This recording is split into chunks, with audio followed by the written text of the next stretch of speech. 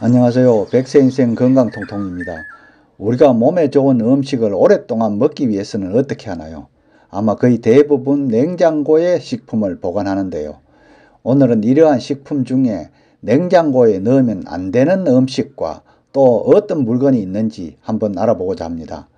마트나 시장에서 장을 보고 난 후에 어떤 건 냉장고에 넣어야 하고 또 어떤 건 넣지 말아야 할지 정확히 잘 모를 때가 많이 있죠. 그래서 일단 냉장고에 넣으면 싱싱하겠지 하고 일단 넣곤 한답니다. 하지만 모든 식품들이 냉장고에서 보관을 해야 하는 것은 아니라고 하네요. 냉장고에 넣으면 다 좋은 줄 알았는데 그게 아니네요. 오히려 냉장 보관하면 더 빨리 상하게 만들 수 있기 때문이랍니다. 그래서 도대체 어떤 음식은 냉장고에 넣으면 안 되는지 알아보고요. 앞으로 그런 실수가 없도록 해야겠죠. 냉장고에 보관하면 절대 안 되는 물품. 조금 전에 말했듯이 우리가 일상생활에서 장을 본 음식은 무조건 냉장고에, 또 요리하다 남은 식재료도 냉장고에 넣게 되죠. 무심코 하는 이 방법이 사실은 음식을 더 빠르게 상하게 하는 지름길이라면 심각하지 않은가요? 그래서 미국 여성 잡지 리얼 심플이 냉장고에 보관하면 안 되는 음식들을 소개했는데 한번 알아볼까요? 첫 번째로 고구마와 감자인데요. 고구마와 감자는 수분이 많은 채소라서 냉장 보관 시 함께 저장된 다른 음식의 냄새를 흡수할 수가 있는데요. 고구마와 감자와 같은 식품은 냉장 보관 시 탄수화물의 성분이 당으로 바뀌게 된다고 하죠. 따라서 냉장 보관된 고구마나 감자를 조리하게 되면 단맛이 과하게 발생할 수도 있답니다. 따라서 감자는 그냥 냉장 보관하면 안 되고요. 신문지 같은 종이로 감싸서 실온에 보관해야 한답니다. 또 비닐은 수분을 가두기 때문에 감자의 부패 속도를 촉진시키기 때문에 피해야 하고요. 구매 후에 한 3주 정도까지는 보관이 가능하답니다.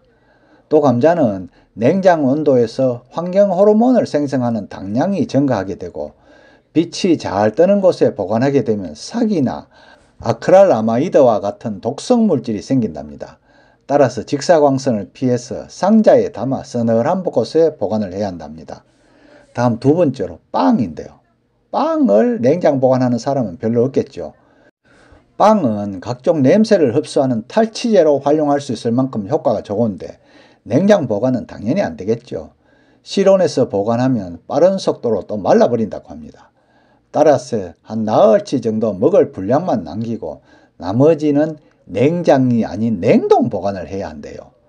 해동하면 맛이 이상해지지 않냐 이렇게 생각할 수도 있지만 전혀 그렇지 않고요. 해동하면 빵이 처음 구워냈을 때처럼 촉촉해진다고 합니다.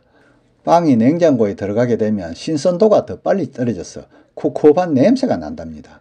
그러니 실온에서 최대 4일 정도까지 보관하여 섭취하는 것이 좋답니다. 다음 양파인데요. 양파는 수분이 많죠. 그래서 냉장 보관하면 쉽게 물러지므로 통풍이 잘 되는 서늘한 실온에 보관을 해야 하는데요. 망이나 스타킹 같은 것으로 감싸두면 공기와의 접촉이 커져서 더 좋답니다. 이때 양파를 한꺼번에 많이 넣으면 상처나고 습기가 찬다네요. 양파와 양파 사이를 고무줄 등으로 분리해 주는 게 좋고요. 그래서 양파는 요리를 하고 그 요리하다가 남은 것만 냉장고에 보관하는 게 맞는데요. 이때 일반 비닐봉지를 쓰면 공기 접촉으로 양파 특유의 톡 쏘는 맛이 사라질 수도 있으니 비닐 랩으로 꼼꼼히 싸둬야 한답니다. 양파는 껍질을 벗기고 썰어진 상태일 때만 냉장 보관을 한다고 했죠. 또 하나 중요한 점은 양파와 감자를 같이 보관하지 않는 것이랍니다. 양파와 감자를 함께 보관하게 되면 수분 함유량이 서로 달라서 양파가 더 빨리 상하게 된다고 합니다. 다음 건전지인데요. 흔히 보면 건전지를 냉장고나 냉동고에 보관하면 수명이 연장된다 이렇게 잘못 알려져 있는데요. 하지만 이는 건전지 수명을 오히려 단축시키는 지름길이라고 합니다. 냉장이나 냉동 보관 시 습도 때문에 건전지 금속에 이슬이 맺히고요. 녹이 슬기 쉬운 상태가 되기 때문에 건전지는 실온에서 보관하는 게 적합하겠죠. 다음 마늘인데요.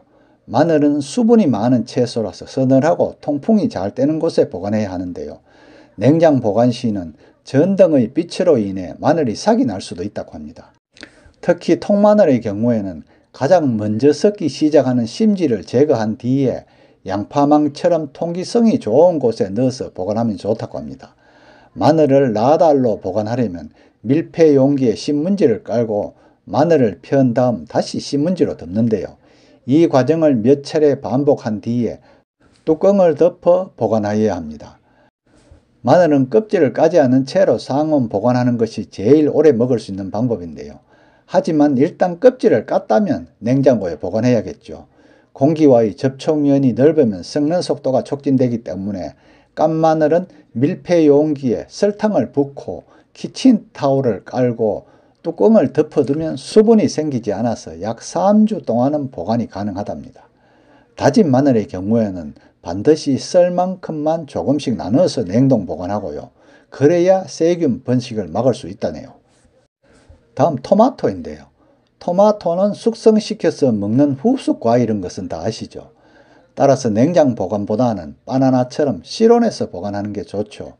물론 구매한 토마토가 아직 초록색을 띠고 있다면 서늘하고 통풍이 잘 되는 공간에서 실온 보관하는 것이 맞죠.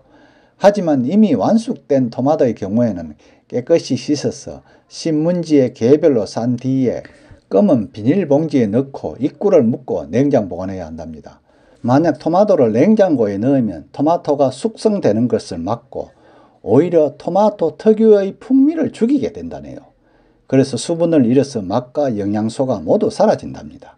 큰 바구니에 담아서 상온에 보관하는 것이 가장 좋죠. 토마토의 리코펜은 노화를 촉진하는 활성산소의 생성을 억제하여서 노화 방지에 탁월한 효과가 있는 것으로 알려져 있는데요. 만약 토마토를 냉장고에 보관하면 리코펜의 성분이 절반 가까이 감소한다고 하고요. 또 표면이 쭈글쭈글해서 보기도 싫을 뿐 아니라 변할 수도 있답니다.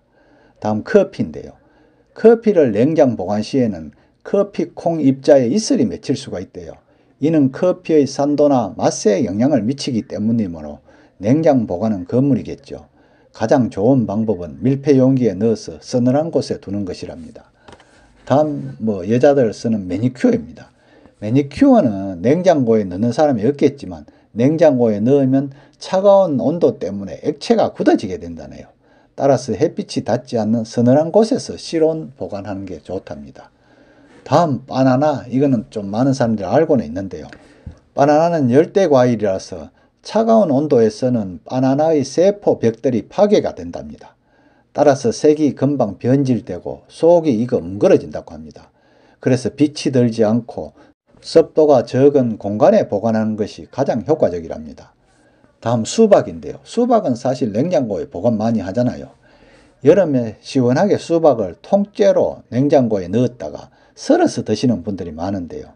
자르지 않는 수박은 차갑고 습기가 많은 곳에서는 썩기가 쉽다고 합니다. 따라서 꼭 잘라서 냉장고에 넣어 주셔야 하겠죠. 수박은 상온에 보관하면 따뜻하고 아삭거리지만 너무 낮은 온도에 보관할 경우에는 과육이 딱딱해져서 맛이 없어진다고 합니다. 따라서 8도에서 10도 정도의 온도에 습도는 한 80에서 85% 정도로 냉장 보관하는 게 좋은데요. 번거롭더라도 밀폐 용기에 깍둑 썰어서 냉장 보관하는 게 가장 좋은 방법이랍니다. 오늘은 우리가 무의식 중에서도 그냥 아무 생각 없이 냉장 보관하는 식품이나 물건 중에 냉장 보관하면 절대 안 되는 것에 대해서 알아보았는데요.